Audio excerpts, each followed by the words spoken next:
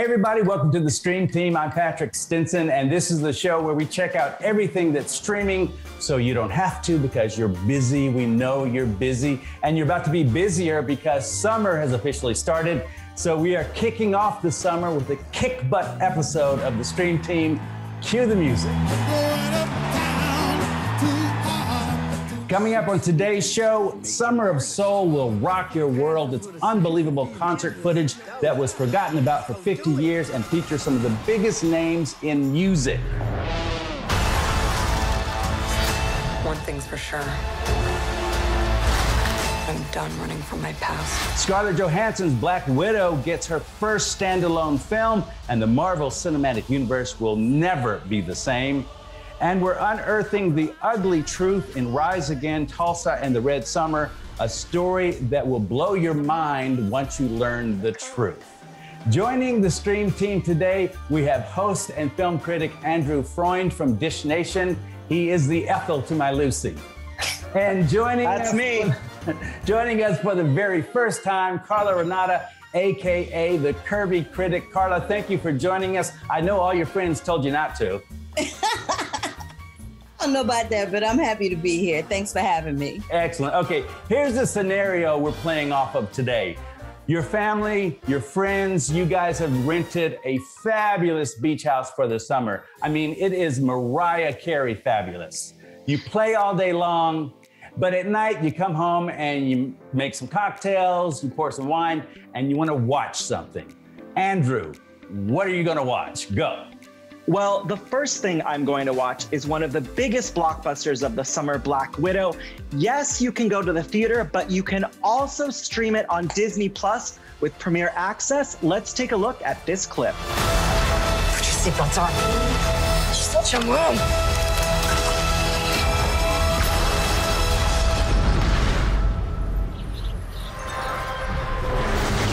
So you guys, this film is interesting because it is a prequel, because as we know, Scarlett Johansson's character died at the end of Endgame, which was, of course, the huge Avenger epic film that happened a few years ago. So in Black Widow, we get to learn the backstory of how she came to be and how she kind of formed into this insane superhero that we now see. Now, I will say with full transparency, it was not my favorite Marvel film because I thought there were some elements where the story dragged a little. However, there are some epic action sequences that we have come to know and love from all Marvel films. We also have David Harbour, who is hilarious as the Red Guardian, and we have Florence Pugh, who plays Scarlett's sister in the film. It's a wild ride of a film, you know, even though it might not be, you know, the most cinematic narrative film in the Marvel universe.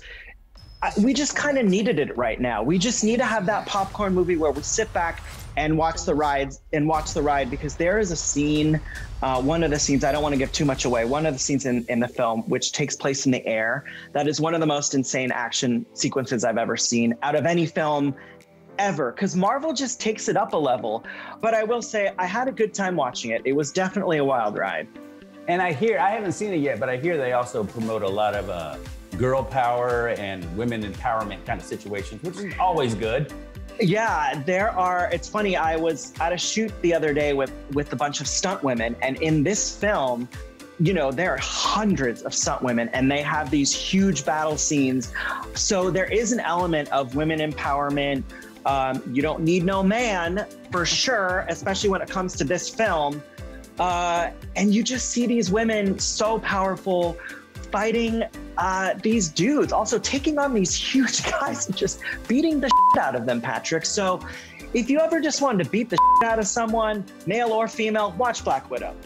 Excellent. Also, we'll have to get our bleeper ready. Guys, get our bleeper ready. Excellent. Now, Carla, in the Stream Team Beach House, everyone's not going to want to watch fiction or fluff. So we have something a little bit more serious with Rise Again. Yes, Rise Again, the Tulsa and the Red Summer. It is a mind-blowing documentary, like you mentioned in the beginning of the intro, produced by NatGeo and is streaming now on Hulu as well. So take a look and a listen to this little clip. Barbaric violence was committed against Black people across this country. Kerosene was dropped from an airplane. Why did nobody ever teach us this? Because they didn't want you to know.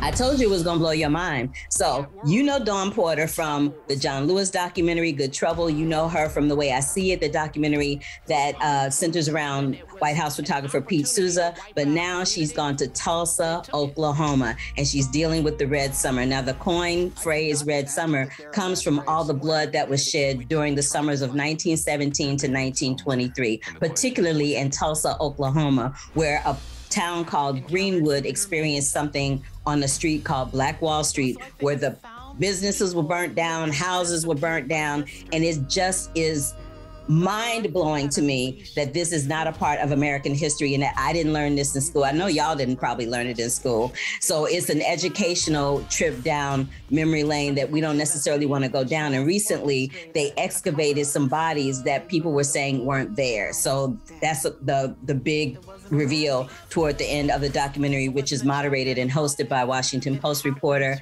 Deneen Brown. You're gonna love it. Carla, I have to tell you, when you told me you were going to talk about this, I said, I'm going to check it out. So I hit play, and then at one point I hit pause, and I said, why am I today years old and just hearing the phrase Red Summer? Like today, just hearing the phrase Red Summer, it really is. And it's a tough subject, but it is really a masterclass in storytelling. Like they just did a beautiful job of telling the story. Yeah, it is a masterclass in storytelling, but it's also a moment, like you said, sitting around during the summer where you might not necessarily want to watch an MCU film. This is something that a whole family can watch and be educated, every generation, every child, every adult. And learn something that, like you said, we didn't learn in school. I think a lot of people only really found out about this until they watched Watchmen, because Watchmen kind of was the basis sort of for what, but I totally agree with you. I cannot wait to check this out. It was really fantastic and very, very well done. Okay, stick around. We have more The Stream Team coming up next.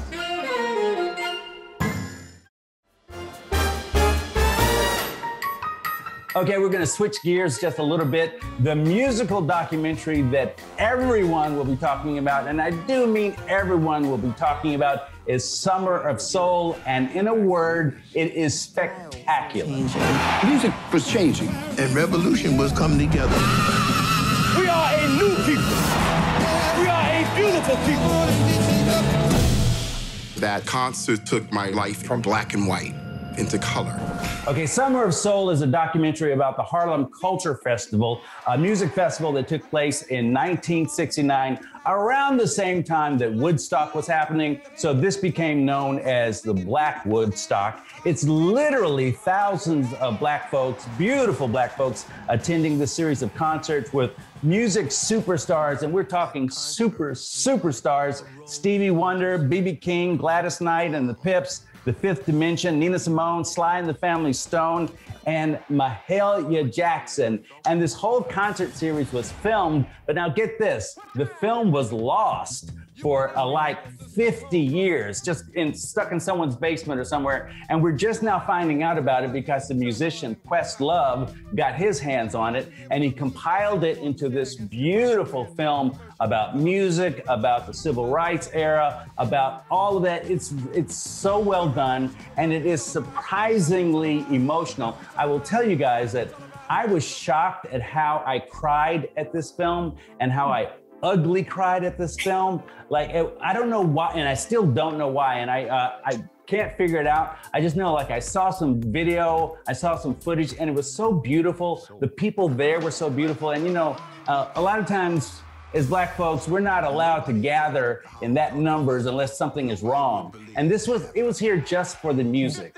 And it was beautiful. It builds to different things. And I'll tell you, by the time that Mahalia Jackson takes the stage in this film, I had slid off of my couch onto the floor with my drink in hand, and I was like, I don't know what's happening, but I'm here for all of it. Listen, Summer of Soul will be released in theaters, but it's also gonna be released on Hulu, so you can enjoy it there. I recommend, and I know this is the stream team, but I recommend going to the theater because I watched the screener version of it on my little tiny crappy phone, and now I'm gonna be going to the theater on July 2nd when it's released because it was fantastic. Hey, let's not forget about that duet between Mavis Staples and Mahalia Jackson. Yes. That's worth the price of admission alone, that moment right there. That's what I was talking about. When Mavis Staples and Mahalia Jackson took the stage together, I was gone, Carla. I was gone. I don't know. How is the sound? How's the sound quality in the footage? The sound is beautiful. To think that the film was lost for 50 years and it's still this beautiful is really shocking to me. And I predict that we're gonna see and hear about this film at all the award shows. And for Questlove, for this to be his first film, for his very first film, it's unbelievable. I was so proud of him. I don't even know him, but I was so proud of him. It's so beautiful, so beautiful. All right, so from 1969, we're gonna fast forward a little bit to right now. And obviously, if we're talking young adult novels, young adult offerings, we're gonna talk Andrew. Andrew, you have some stuff for the young folks who are hanging out in the Stream Team Beach House. First of all, Patrick, I am extremely young, and it's not just the Botox in my face, so we'll just throw that right out there. Botox.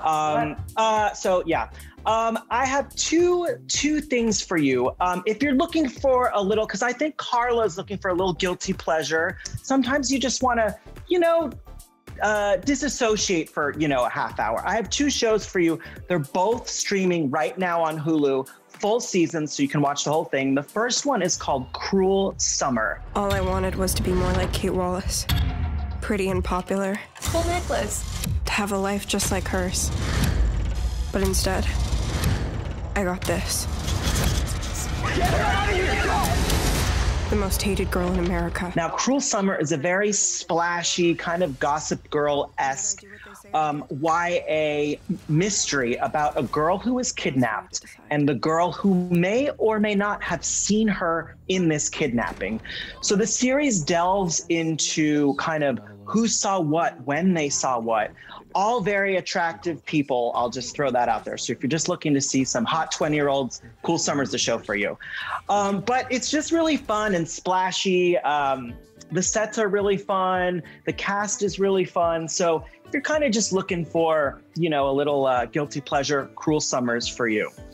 Another show that I've gotten into is Love, Victor. Now, Love, Victor just recently premiered their season 2. I'm too gay to be in the locker rooms, but I'm not gay enough for Benji and his friends. Tell me that you support me. It's a lot for me to wrap my head around. Do you think you ever will? He's my son, and it's who he is. I have to. Love, Victor is based on the 2018 film Love, Simon. So the show takes place with two characters, Victor and Benji, they're boyfriends. And it's a show that we haven't seen a lot of. We haven't seen young gay youth in a kind of mainstream media Hulu type show. And it's basically like The Breakfast Club, but the characters are a well-mixed, diverse cast. And we really dive deep into what a young gay relationship is like in high school, which again is not something we have seen a lot on screen. The acting, I will say, in this show is phenomenal. These young actors, you really feel for everything they're going through. You also feel for Victor and Benji's relationship. And I just love the show. I've fallen in love with the characters. I've fallen in love with the overall series, to be quite frank. And you do see some people from the original film. They make cameos in the series. I cannot wait for season 3. I'm assuming there's going to be a season 3, by the way, that season 2 left off. So I'm going to cross my fingers. Andrew, I got to tell you, like being the cynic that I am, when I first heard about Love, Victor, as being the spinoff, if you will, from Love, Simon, I thought, well, that's not going to work. They're gonna run that into the ground. It works perfectly. It's adorable. It's really well done. It works perfectly. Yeah, I really attribute it to the acting and also the writing. The writing on this show is very smart, very current. They have jokes on there that reference, Kardashians, that reference Drag Race, that reference everything that's right now in the zeitgeist. So when you're watching it, you're like, wait, I just heard about this or what? And I really attribute that to the writing, and the acting is superb. Well done. And we'll be back with more of the Stream Team. Welcome back, everyone. You're watching the Stream Team. All right, so we are not done, however, though, with the coming of age dramas. Carla, we have David Makes Man, which comes with some pretty heavy hitters when we're talking about executive producers, the likes of Michael B. Jordan and Oprah Winfrey. That's not too bad. Nope, not too shabby at all. And it was created by Terrell Alvin McRaney, who we know from Moonlight. So I'm like, yay, I'm all about that. All about it. In my Oprah voice. But David Makes Man centers around this young man in Florida who is looking for a way out of this neighborhood that he lives in that's not so stellar.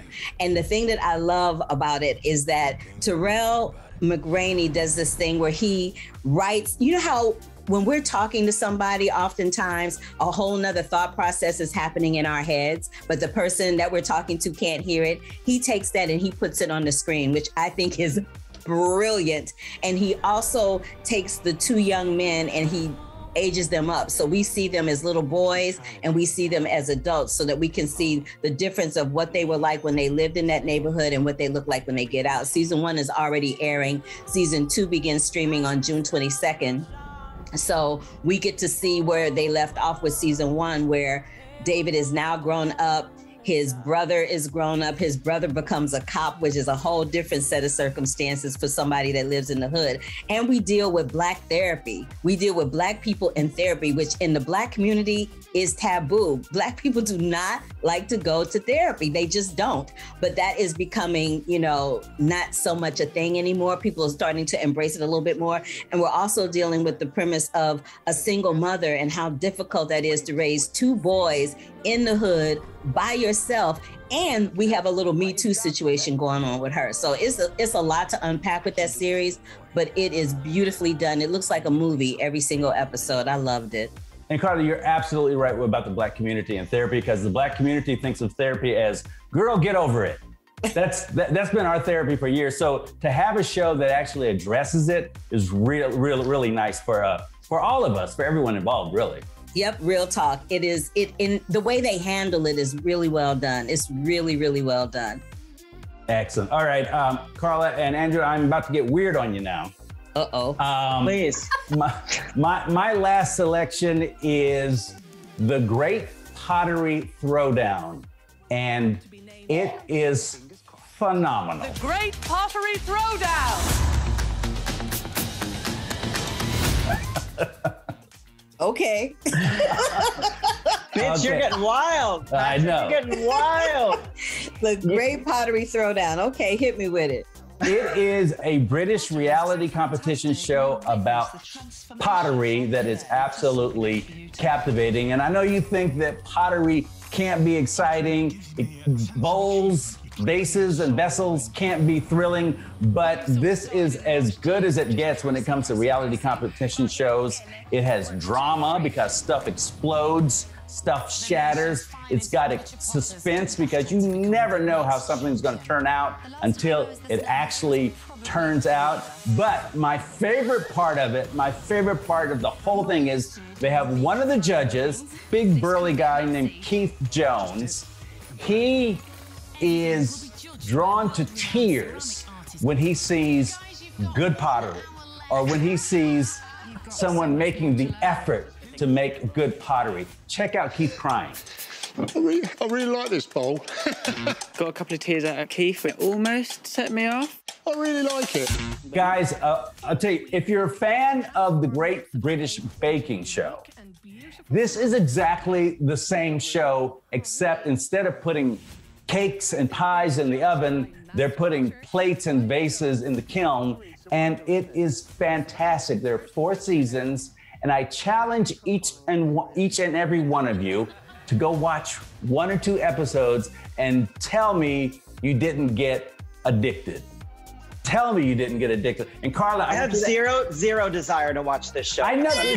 Listen. I've told all my friends about it. They think I'm crazy. I've told my family about it. They blocked me. So I know that. But Carla, ask me how much they win. How much does the winner win? How much does the winner win, Patrick? Andrew, ask me how much the winner wins.